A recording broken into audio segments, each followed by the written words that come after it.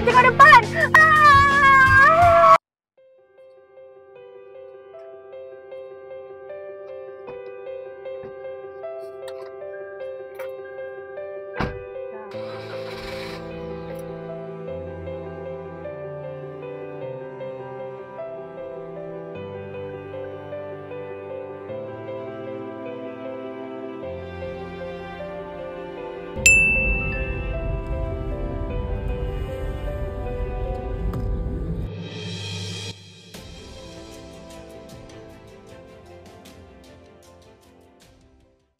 Kenapa you main handphone? Kan tengah memandu, bahaya.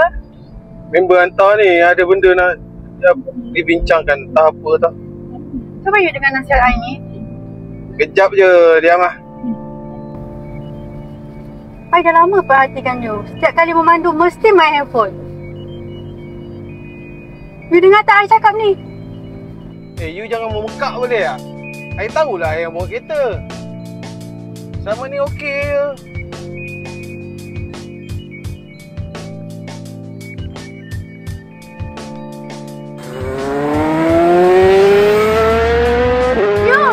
Tengok depan!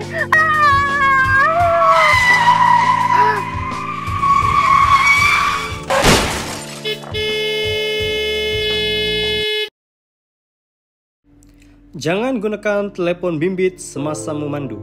Satu mesej atau panggilan tidak berbaloi dengan sebuah nyawa. Utamakan keselamatan. Bukan telefon. Sekali pandang, selamanya hilang.